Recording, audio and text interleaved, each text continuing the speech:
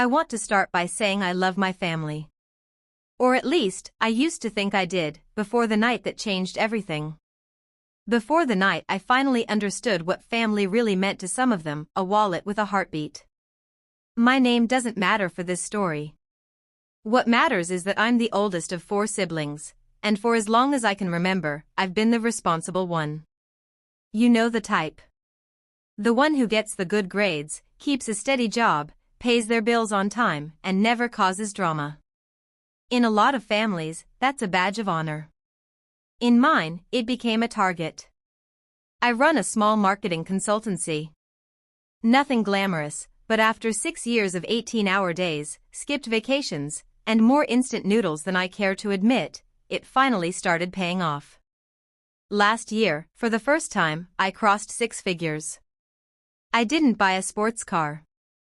I didn't move into some fancy penthouse. I paid off my student loans, built up a real savings account, and treated myself to nicer meals out every once in a while.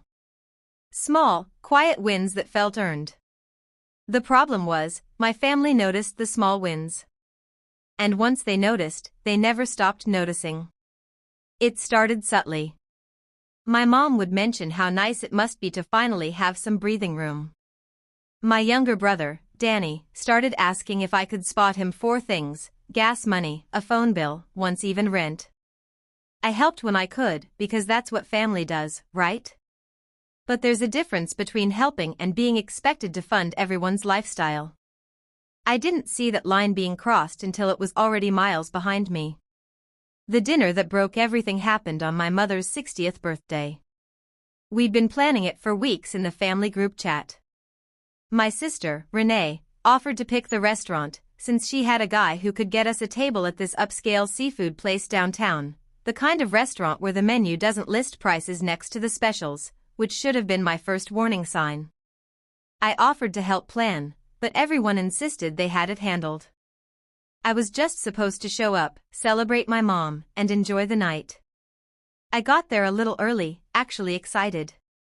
I hadn't seen everyone together in one room in almost a year. My mom looked radiant in a blue dress my sister had bought her. My dad was already telling some story to the waiter about how his kids never call. Danny showed up 20 minutes late with his girlfriend, who I'd met exactly once before. Renee arrived with her husband and, somewhat surprisingly, both of their kids, even though it was a Tuesday night and they had school the next day. 9 of us at the table. A long, white-clothed table in the private section of the restaurant, with candles and fresh flowers Renee had apparently arranged ahead of time. The night started fine. Genuinely fine. We toasted to my mom. My dad made an embarrassing speech about how proud he was of all his kids, which felt nice to hear, even if I'd later realize how hollow those words were. We ordered appetizers. Calamari, oysters, a raw bar platter that alone probably cost more than my weekly grocery budget. I didn't think much of it. It was a special occasion. People deserved to celebrate. Then the entrees came. Renee had, apparently, pre-ordered for the table without telling anyone the details.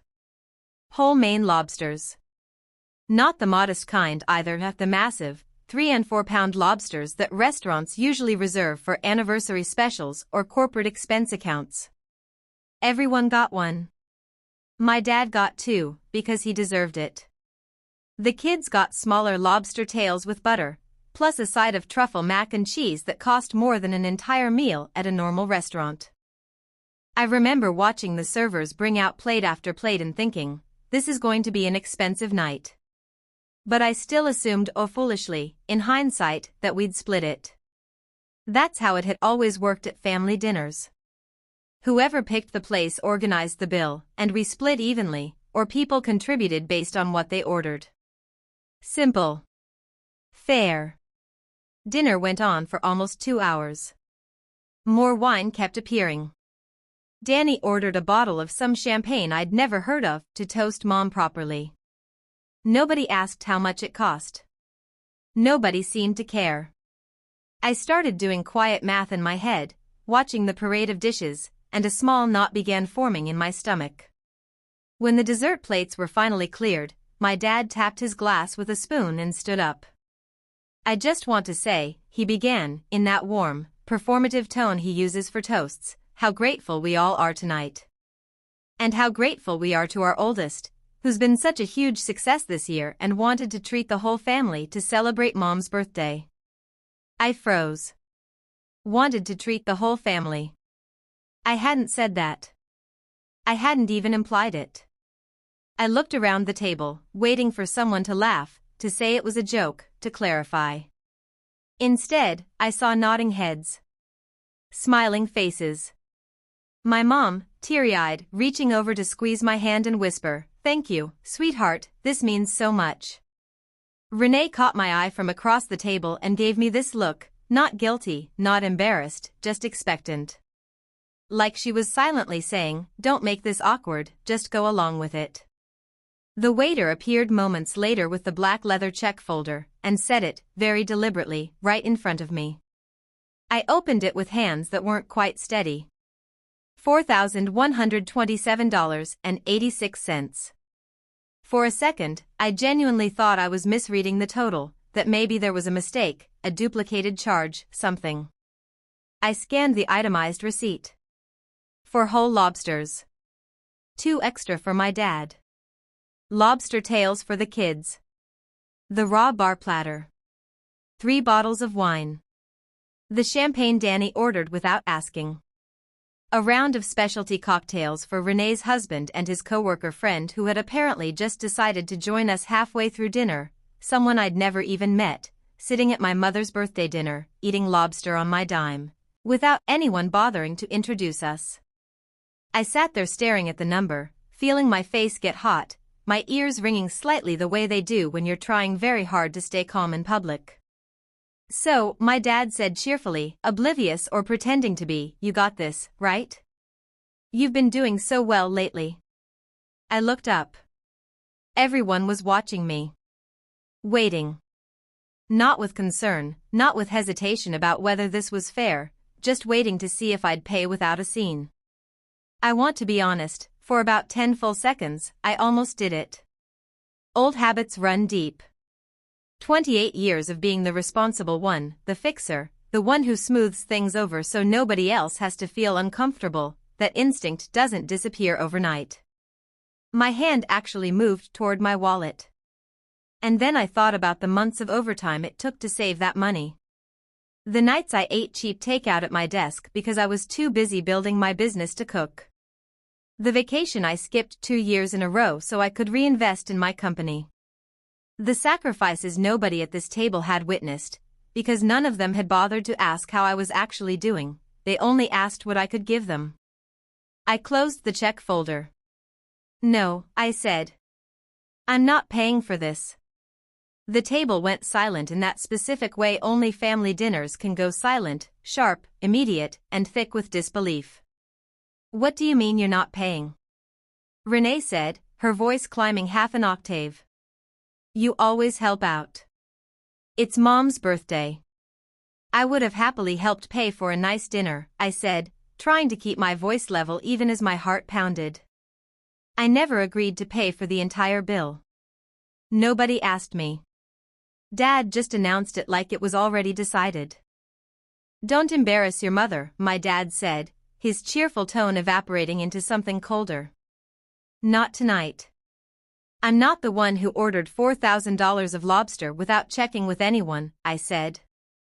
"I'm not embarrassing anyone. I'm just not paying for a bill I never agreed to." Danny, of all people, chimed in next, his girlfriend suddenly very interested in her napkin. "Come on, man, you make way more than the rest of us. It's not that big a deal for you." That sentence, more than anything else that night, is the one that's stuck with me since. It's not that big a deal for you. As if the money I earned through years of grinding didn't actually belong to me, as if it existed purely as a resource for everyone else to draw from whenever it was convenient. As if my success wasn't something I built, but something I owed them a share of simply for having it. I looked at my mom, hoping she, at least, would say something reasonable. Instead, she just looked at me with this wounded expression, like I was the one causing the problem, like I was the one ruining her birthday by refusing to hand over $4,000 I never agreed to spend. "I'll cover my own meal, and I'll contribute $200 toward the rest, since it is Mom's birthday," I said, pulling out my card.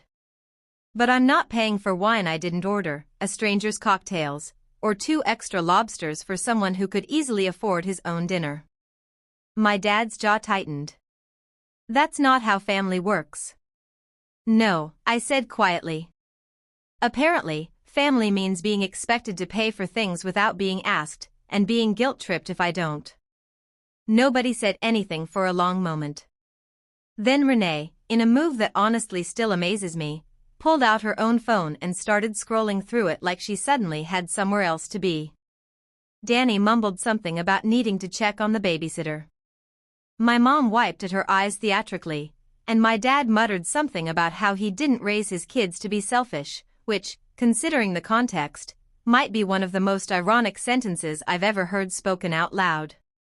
In the end, the bill got split, awkwardly and resentfully, between everyone at the table except the mystery coworker, who slipped out during the confusion without paying for the cocktails he'd ordered. My contribution stayed at $200, plus my own meal. Nobody thanked me for that. Nobody acknowledged that I'd actually been reasonable. Instead, I got a wall of silence in the family group chat for almost 2 weeks.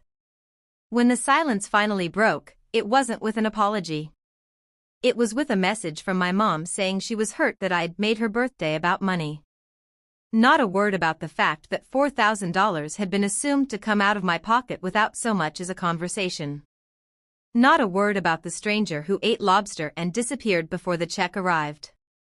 Just a quiet, guilt-laced message designed to make me feel like the villain of a story I never agreed to be part of.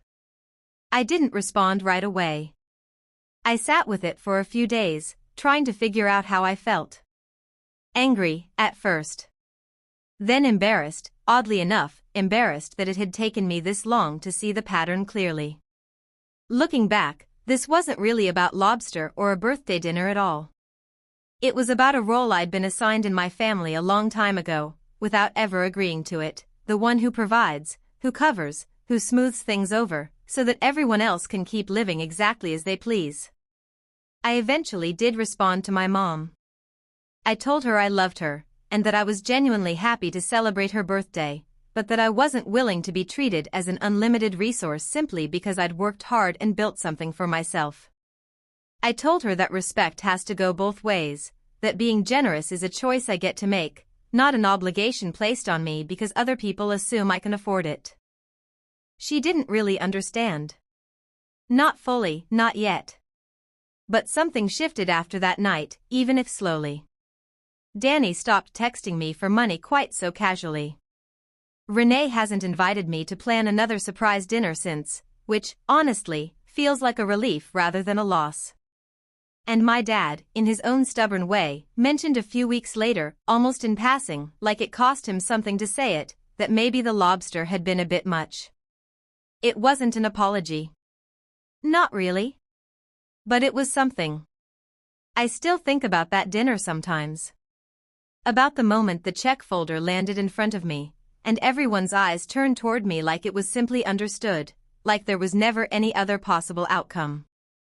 I think about how easy it would have been to just pay it, smile, and let the resentment build quietly under the surface the way it always had before. But I didn't. And honestly, that's the part of the story I'm proudest of, not the money I saved that night, but the boundary I finally set. Because it was never really about $4,000.